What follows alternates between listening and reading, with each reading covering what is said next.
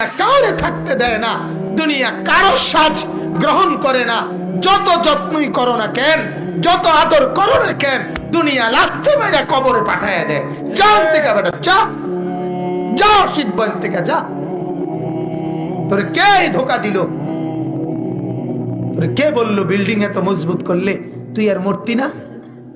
তোরে কে বললো SS5 এর গেট লাগাইলে তুই আর মূর্তি না? তোরে কে বললো সেগুন কাঠের দরজা লাগাইলে তুই মূর্তি না? তোরে কে বললো গ্রিল মজবুত করে দিলে তুই মূর্তি না?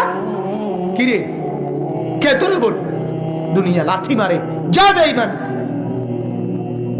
আমার কথা কোনোদিন মনে আসে না, আয় কবরে আয়।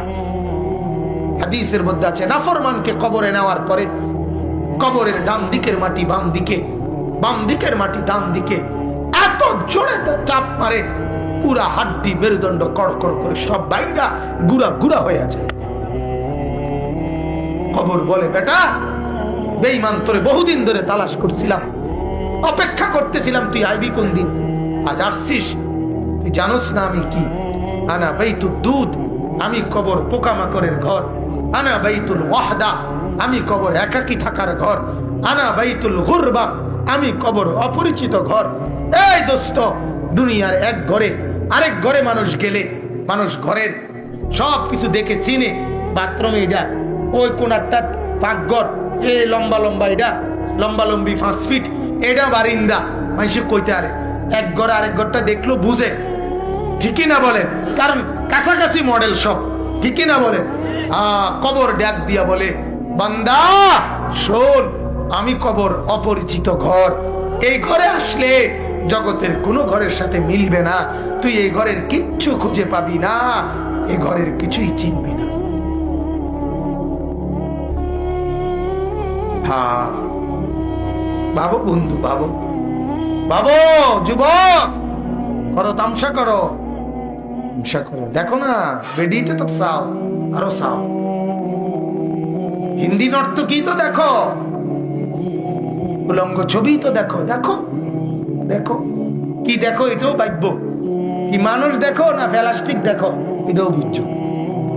প্লাস্টিকে না চায় মানুষ, মানুষ কোথায়? যে নর্তকী দেখে ওই নর্তকী কোথায়? এ তো খবরই নাই, এ তো দেখে প্লাস্টিকে না। মোবাইলের স্ক্রিনে যেটা দেখে এটা প্লাস্টিক না, তো তুই প্লাস্টিকে না দেখো বোকা।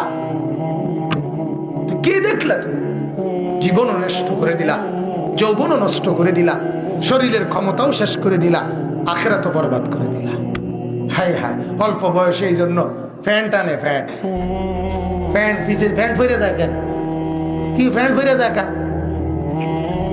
ওই যে ক্ষয় হয়ে গেছে কোমর, কথা বোঝেন নাই? উলঙ্গ ছবি দেখতে দেখতে, জিনাবে বিচারের দৃশ্য দেখতে দেখতে, অসভ্য মেয়ের পিছনে হাঁটতে হাঁটতে কোমর নাই তো ওনার, এই জন্য কেবল ফ্যান টানে। আমি তো অহরহ দেখি ফোলা ফাই ফ্যান টানে, কিন্তু ফ্যান টানো কা? আমি তো জীবনে লুঙ্গি টানছি না। আরে কোন মৌলবী সাহেব কোনোদিন ফায়জামা টানছি নি? আপনি দেখছেন? আপনারা কেউ দেখছেন? তো হেঁটে ফ্যান টানে কেন? বলেন নাউজুবিল্লাহ। হ্যাঁ, জিন্দেগি চিনা উচিত, জীবন চিনা উচিত। আল্লাহ তাআলা আমাদের নবীকে, আমাদের রাসূলকে আল্লাহ তাআলা একটা স্পষ্ট সিরাতে মুস্তাকিম দান করেছে, একটা সুন্দর আরামদায়ক দুনিয়ার রাস্তা, আখিরাতের রাস্তা নবীজির মাধ্যমে আমাদেরকে আল্লাহ তাআলা দান করেছিলেন। আমরা ভুল করলাম, আমরা সেটা পুরা ত্যাগ করে একটা ঝামেলাপূর্ণ, একটা পুরা বেড়াতেরাওয়ালা একটা জিন্দেগি আমরা বাছাই করি। আমরা বাছাই করি আল্লাহর রাসূলের জিন্দেগির মধ্যে, নবীর তরিকার মধ্যে, কোরআন সুন্নাত তরিকার মধ্যে এক মডেলে জিন্দেগি পুরাটা পার হয়ে যায়। কিন্তু অন্য যত পথ আছে কোনটার মধ্যে স্থিরতা নাই। কি নাই বলেন না?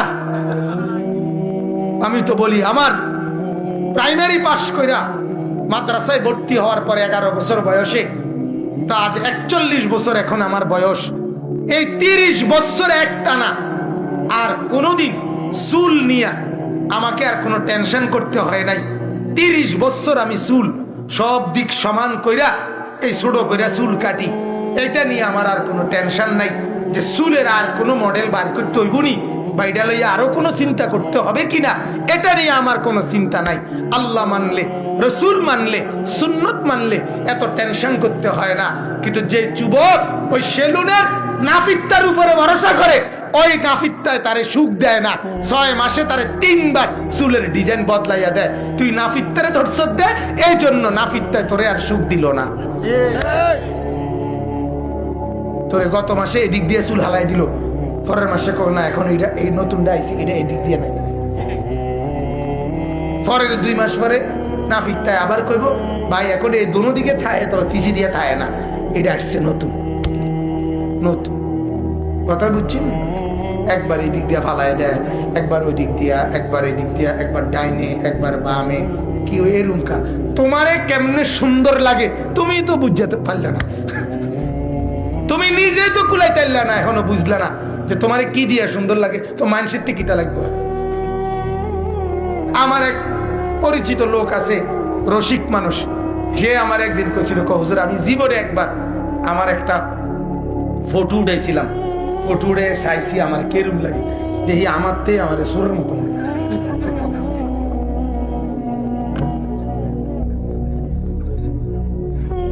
কথা বুঝছেন? আমি যখন বুঝলাম আমারে আমার কাছে এরুম লাগে, তো আর মানুষের কাছে কিতা লাগবো তাই বুঝছি। তো তোমারই তো তোমার কাছে কি লাগে না, ভালো লাগে না। ভালো লাগলে তো তুমি মডেল বদলাইতা না, ঠিক কি না বলেন না কেন? হ্যাঁ, আল্লাহ বুঝার তৌফিক দান করুন। কুল কায়নাতের মধ্যে, এই গোটা মাখলুকাতের মধ্যে আল্লাহ তাআলার কাছে সবচেয়ে প্রিয় হলো ঈমান। কি বলেন না? ঈমান। এক মানুষের জন্য আল্লাহ তাআলা গোটা পৃথিবী বানাইছেন, এক মানুষের জন্য আল্লাহ তাআলা যা কিছু দান করছেন, তার মধ্যে সর্বশ্রেষ্ঠ নিয়ামত হলো কালেমা লা ইলাহা ইল্লাল্লাহ। এই কালেমা লা ইলাহা ইল্লাল্লাহ, এটাই হলো আল্লাহ তাআলার সর্বশ্রেষ্ঠ নিয়ামত, যা আল্লাহ তাআলা তার বান্দাকে দান করছে। এই নিয়ামত যে পেয়েছে, সে গোটা পৃথিবীর সর্বশ্রেষ্ঠ নিয়ামত পেয়েছে। গোটা পৃথিবী যে পাইছে, কিন্তু লা ইলাহা ইল্লাল্লাহ এই কালেমা পায় নাই, মানে ঈমানের দৌলত পায় নাই, মুমিনের পরিচয় পায় নাই, মুসলমানের পরিচয় পায় নাই, তো আল্লাহর কসম সে গোটা দুনিয়া পেয়েও কিছুই পায় না। আবার কালেমা লা ইলাহা ইল্লাল্লাহ এটা যার দিলে আছে, এটা যার জবানে আছে, এটা যার সারা দেহে আছে, তো সে ব্যক্তি গোটা পৃথিবীও যদি না পায়, কুড়ে ঘরেও যদি থাকে, সে যদি চাটাইয়ের বিছানাতেও ঘুমায়, তো সে গোটা পৃথিবীর কুল কায়নাতের সর্বশ্রেষ্ঠ ধনী, সবচেয়ে বড় সম্পদ পাইছে। সেটা আল্লাহ তাআলা আমাদেরকে দান করছে, আলহামদুলিল্লাহ। এবং সেটা যে আমাদেরকে দান করছেন সম্পূর্ণ কোনো মেহনত ছাড়া, তদবির ছাড়া, যোগ্যতা ছাড়া। যোগ্যতা ছাড়া আমাদের কোনো যোগ্যতা নাই। সারা পৃথিবীতে এখন 800 কোটি মানুষ আছে। এই 800 কোটি মানুষের মধ্যে মাত্র 200 কোটির কাছাকাছি মুসলমান, বাকিরা সব বেঈমান। তাহলে বাকি যদি 600 কোটি কাফের হয়, তো তাদেরকেও তো মায়ের পেটে জন্ম দিছে আল্লাহ তাআলা, আমাকেও তো জন্ম দিছেন আল্লাহ তাআলা। তাহলে আমার কি যোগ্যতা আর তার কি ব্যর্থতা? কোনোটাই কারণ না। কি যোগ্যতার কারণে আমি মুসলমান মা বাবার ঘরে জন্ম নিলাম, কি ব্যর্থতার কারণে সে হিন্দুর ঘরে জন্ম নিছে? কোনোটাই তার কারণ না। আল্লাহ তাআলা বলে এটা আমার ইচ্ছা, আমার দান, আমার দয়া। কারো কোনো যোগ্যতা, আমাদের কারো কোনো যোগ্যতা। এজন্য বাপ, এই কথাটাই জন্য আল্লাহ তাআলা কোরআনে 89 বার, 8, 9, 89 বার আল্লাহ তাআলা বলছেন, হে ঈমানদার, হে ঈমানদার, হে ঈমানদার, আমি তোমাকে বলছি, আমি তোমাকে বলছি, তুমি জানো না বান্দা, কুল কায়নাতের সর্বশ্রেষ্ঠ নিয়ামত আমি দিয়েছি।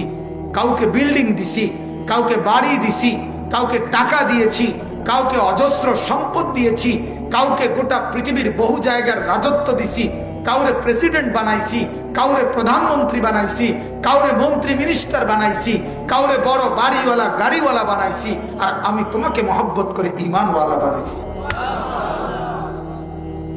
কালেমাওয়ালা বানাইছি। এটা শ্রেষ্ঠ সম্মান। এটা পেয়েছো, সব পাইছো। এটা পাও নাই, কিছুই পাও। লা ইলাহা ইল্লাল্লাহ, এটা যে পাওয়া মানে আল্লাহকে পাওয়া। এটা না পাওয়া, না বুঝা, তো আল্লাহকে না পাওয়া। আরে আল্লাহকে যে পায় সে সবই পায়। আল্লাহকে যে পায় না সে দুনিয়াটা যদি 10-12 পায় কিছুই পায়। जो तू मेरा तो सब मेरा, अगर एक तू नहीं मेरा तो कोई शय नहीं मेरी। যার আল্লাহ আছে তার সব আছে, যার আল্লাহ নাই তার কিছুই নেই। আল্লাহকে যে হারায় ফেলছে সে অন্ধকারের চোরাবালিতে আটকায় গেছে। এজন্য বিদর্ভীরা কখনো পাথরের পূজা করে, কখনো মাটির পূজা করে, কখনো সূর্যের পূজা করে, কখনো চন্দ্রের পূজা করে, কখনো গাছের ডালপালার পূজা করে, কখনো মাটির স্তূপ দিয়ে মূর্তি বানায় সেটারই পূজা করে, আবার নিজেরাই ফেলে দেয়। কি করে না করে কিছুই বলতে পারে না। এমন জিনিসকে দেবতা মনে করে, এমন জিনিসকে পূজার বস্তু মনে করে যার কোনো ক্ষমতা নাই।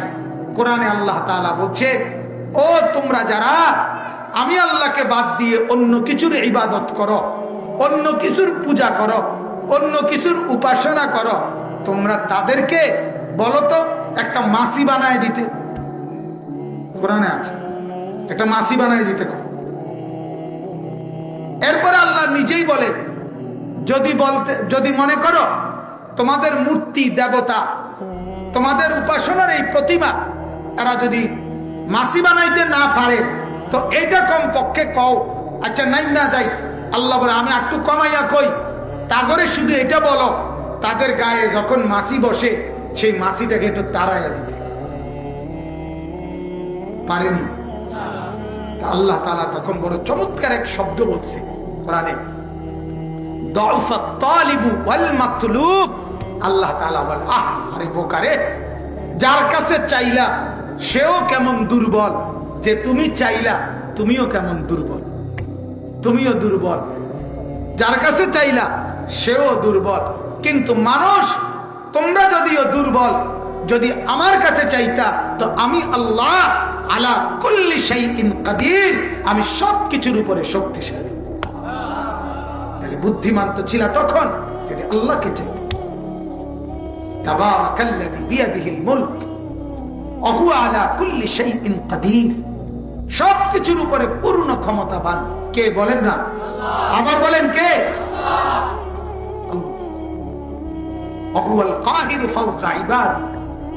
আল্লাহ তাআলাই সবকিছুর উপরে ক্ষমতাবান। আল্লাহু গালিবুন আলা আমরি, আল্লাহ তাআলাই তার সমস্ত সিদ্ধান্তে বিজয়ী। লাহু মা ফিস সামাওয়াতি ওয়া মা ফিল আরদ, সাত আসমানে যা আল্লাহ বলেন আমার, সাত তবক জমিনের নিচে যা আল্লাহ বলেন আমার, আমা বাইনাহুমা, আসমান ও জমিনের মাঝে যা তাও আমার, আমা তাহতাস সারা, সাত তবক জমিনের নিচে যা তাও আমার। সব কার? সব আল্লাহ, সব আল্লাহ। এজন্য বাপ আপনাদেরকে বললাম, এই আমরা যে কয়জন বসছি কম কিংবা বেশি নিয়ে কথা না, আপনারাই বুঝেন, আমরাই বুঝি, আমিও বুঝি, আমাদেরই বোঝা উচিত জিন্দেগির সবচেয়ে বড় পুঁজি ঈমান। কি বলেন না? ঈমান, লা ইলাহা ইল্লাল্লাহ, এই কথাটা বুঝা। এটা বলা না, এটা বুঝা। বুঝা বলা সবাই কইতে পারে, এটা ছোট বাচ্চাও কইতে পারে, বলতে পারে না? কথা বলেন না? 5 বছরের বাচ্চাও 1000 বার বলতে পারবে লা ইলাহা ইল্লাল্লাহ। হ্যাঁ, মুখে বললে সওয়াব আছে, কিন্তু এটা বুঝা। এটা আমাকে কি বলে? লা ইলাহা ইল্লাল্লাহ আমাকে কি বলতে চায়? লা ইলাহা ইল্লাল্লাহ আমাকে অনেক সহজ করে দিছে যে হে মাখলুক, ও আল্লাহর বান্দা, কারো কাছে কিছু চাইও না, কাউরে নিয়ে কিছু ভাইব না, সব কিছু একজনের কাছে যাও, একজনকেই বলো। কারণ দেনেওয়ালা করনেওয়ালা জাত শুধুই একজন, তিনি আল্লাহ, তিনি আল্লাহ। এটাই মূল কথা। সমস্ত মাখলুক থেকে নজর সরাও। আজকে আমরা, আমাদের হালাত হইল আমাদের সবার দিকে নজর আছে, শুধু আল্লাহর দিকে নজর নেই। আমাদের কোলের বাচ্চাটার দিকেও আমাদের নজর, আমাদের বড় ছেলেটার দিকেও আমাদের নজর, ছেলের বউয়ের দিকেও আমাদের নজর, আমাদের ঘরের আলমারিটা, দরজার সিটকারিটা, লাইটটা, সুইচটা, ওইটার দিকে আমাদের খেয়াল আছে নষ্ট হয়ে গেল কিনা, ঝংকার পড়লো কিনা, ক্ষতি হলো কিনা। কিন্তু এটা নজর নাই আমার ঈমান নষ্ট হয়ে গেল কিনা, আমার ঈমান ক্ষতি হলো কিনা, এটার খবর নেই। দিন নাই, রাত নাই, নজর একদিকেই, শুধু মখলুকের দিকে নজর, দুনিয়াকে দিয়েই নজর। আল্লাহ কোথায়? আল্লাহ কোথায়? যদি কলিজার মধ্যে আল্লাহ থাকতো, যদি নজরে আল্লাহ থাকতো, যদি জিন্দিগিতে আল্লাহ থাকতো, তো আপনার বিবি বাচ্চা ফজরের নামাজ পড়ে না কেন? আর যদি ফজরের নামাজ কিংবা 5 ওয়াক্ত নামাজ নাই পড়ে, তো আপনি ওই নাফরমানদের জন্য রোজগার করেন কেন? কথা বলেন। আপনার যেই মেয়ে, যেই বিবি পর্দা করে না, সে আপনি মুসলমানের বিবি হয় কেন? আপনার মেয়ে যদি আপনি বলেন এটা আপনার মেয়ে, আপনি মুসলমান, আপনি যদি বলেন এটা আমার মেয়ে, অথচ সে পর্দা করে না, তাহলে এটা আপনার মেয়ে হয় কেমনে? আর যদি ওইটা আপনার মেয়ে হয়, তো আপনি ইমানদার হন কেমনে? আপনি কি হুয়াদের ইমানদার? কথা বলেন না। আপনি কি ঢকের ইমানদার? কেন আপনার ছেলে নামাজ পড়বে না? আপনার চোখের সামনে আপনার ফুতের বউ নামাজ পড়ে না, আপনি মেনে নিচ্ছেন? আপনি আরামসে ভাত খাইতে আছেন, আরামসে আপেল মালটা খাইতেছেন, বেডি রান্দা দিতে আছে, আপনি খাইতেন আছেন। হ্যাঁ, আপনার চোখে শরম নাই, আপনার আখিরাতের ভয় নাই। আপনি কি ভাবছেন জীবন মানে কি শুধু ভাতের থালা? হ্যাঁ, এরপরে আর কিছু নাই। মরবেন না আপনি, তখন মরলে আপনার বউ নিয়ে আপনার ভাতের থালা দিব। কথা বলেন না। তাইলে মূল কথা এটাই, এই কালেমা লা ইলাহা ইল্লাল্লাহ কলিজায় বসে নাই, আল্লাহকে আমরা চিনি নাই। ওমা কাদারুল্লাহ হাক্কা কদরি, আল্লাহ তাআলা বলে তোমরা আমাকে চিনো না। আসলে চিনে নাই বান্দা। আমি রাত আনি, আমি আবার দিন আনি, আমি সূর্য উঠাই, আমি সূর্য ডুবাই, আমি আবার চাঁদ আনি, আমি আবার রাত শেষে চাঁদ ডুবাই, আমি আলো দেই, আমি অন্ধকার দিই, আমি রোদ আনি, আমি বৃষ্টি আনি, আমি সকাল বানাই, আমি দুপুর বানাই, আমি আল্লাহই রাত বানাই, আমি হাত নাড়াই, আমি তোমার চোখ খুলি, আমি রাত্রে তোমার চোখ বন্ধ করি, আমি তোমার গলায় খাবার তুলে দেই, আমি আল্লাহ তাআলা ভেতরে পৌঁছাই।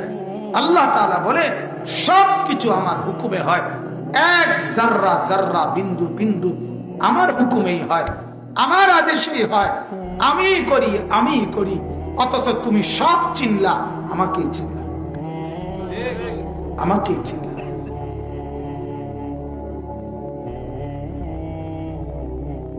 বিবির ফেয়ার এন্ড লাভলি কিনতেও ভুললা না, বাচ্চার দুধের ডিব্বা কিনতেও ভুললা না, ছেলেটার কলম কিনতেও ভুল হইল না, চায়ের পাতি কিনতেও ভুল হইল না, তো নামাজ পড়তে ভুল হইল কেন? নামাজ ছুটলো কেন? বোঝা গেল আল্লাহকে কিছু মনে করেন না। মূল কারণ এটা। যদি আল্লাহকে কিছু মনে করতাম তো বলতাম যে সব কিছুর আগে নামাজ, নামাজ। আর নামাজ তো আপনার কিছুই বন্ধ করে না। নামাজ পড়লে বাজার করা নিষেধ, নামাজ পড়লে খানা খাওয়া নিষেধ, নামাজ পড়লে ঘুম যাওয়া নিষেধ। নামাজ আপনারে কোন জিনিস বাধা দিবে? এই পৃথিবীর কোন ব্যক্তির কোন কর্মে নামাজ বাধাগ্রস্ত করে এরকম হয়েছে কখনো? ঘুমে না বাধাগ্রস্ত করে, ঘুমের কারণে না দেরি হয়, খানার কারণে না দেরি হয়, তো নামাজের কারণে কোন ক্ষতিটা হয়? ফজরের নামাজের টাইমে কার দোকান খোলে? জোহরের নামাজ সেই ফজর যদি হয় 5:25, তারপরে দুপুর 1টা বাজে, মাঝখানের এই লম্বা টাইম 6টা, 7টা, 8টা, 9টা, 10টা, 11টা, 12টা, 1টা, প্রায় 8 ঘন্টা পরে আপনি 10টা মিনিট 20টা মিনিট আল্লাহর জন্য দিতেন না? আপনার মতো ডাকাত কি আর হয়নি? হ্যাঁ, আপনার মতো ডাকাত, আপনার বেডির মতো ডাকাত আর কি কেউ হয়নি? আপনার ছেলে তো এটা ছেলে না, এটা ডাকাত। আপনার মেয়ে তো এটা মেয়ে না, এটা ডাকাত। যার কপালে সেজদা নাই, তার ভিতরে তো কোনো মনুষ্যত্বই নাই, তার ভিতরে তো কোনো হায়া লজ্জা নাই। কিরে, আমি যার কুল কায়নাতের নিয়ামত ভোগ করছি, যার, তাকে একটা সেজদা দেব না, তার নামটা নেব না আমি? তার কলজা পাথরের কলজা, তার মতো পাষাণ আর কেউ হইতে পারে মিয়া? অতএব ফিকির করে শুননা, শুধু কইলেন হ কয় তো বালায়, আমরা বালার লেগে তো কয়, ভারী তো না। এসব ফাঁক না আলাপ করলে হইতো না, সব সিংহন আলাপ করি আপনি উইয়া লেবেন। কথা বোঝেন নাই? ঘটনাটা এই না, কয় তো বালার লেগে, এটা আমলের জন্য বলি। আল্লাহ তাআলা আমাদেরকে বুঝার তৌফিক দান করে। অতএব আমার বাপ, আমি এটাই প্রথম বলে নিলাম, আমাদের জীবনের সর্বশ্রেষ্ঠ পুঁজি কালেমা লা ইলাহা ইল্লাল্লাহ। একথা বুঝা যে কোন কিছু মাখলুক করে না, সব কিছু করে কে? বলেন, কে করে? ছেলে কিছু করে না, মেয়ে কিছু করে না, মা কিছু করে না, বাবা কিছু করে না, ছেলের বউ কিছু করে না, বিদেশের ছেলে কিছু দেয় না, দেয় আল্লাহ। আল্লাহ আল্লাহ আল্লাহ। সন্তান প্রসব হওয়ার পরে মায়ের স্তনে দুধ আসে, তাহলে সেই মার দুধ 1 ঘন্টা আগেও আসে নাই, তো দিয়েছেন কে? তাহলে মা দুধ দেয় না, দুধ দিয়েছেন আল্লাহ। আল্লাহ দিয়েছেন। আল্লাহ তাআলা হাদিসে কুদসিতে আছে, আল্লাহ তাআলা বলে, ও বান্দা, তোমার জন্মের পরে তোমার মা বাবার কলিজায় মহব্বত তোমার জন্য আমি ঢেলে দিয়েছি।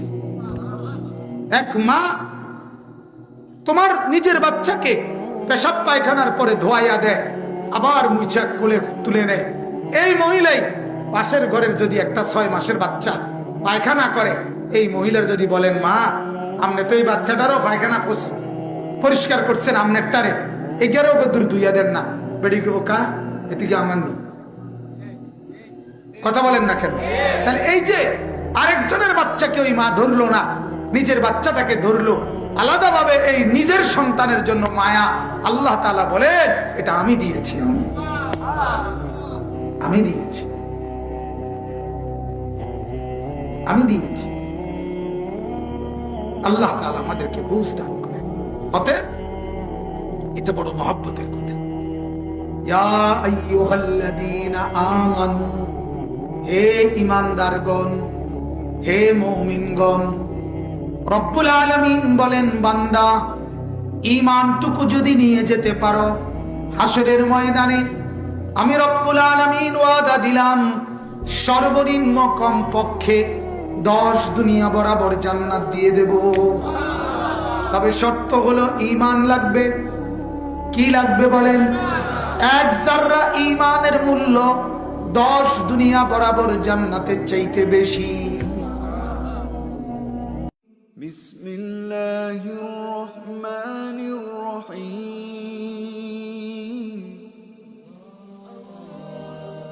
তুমি মানুষ বলে তাই কল্যাণ ভাব মানুষের।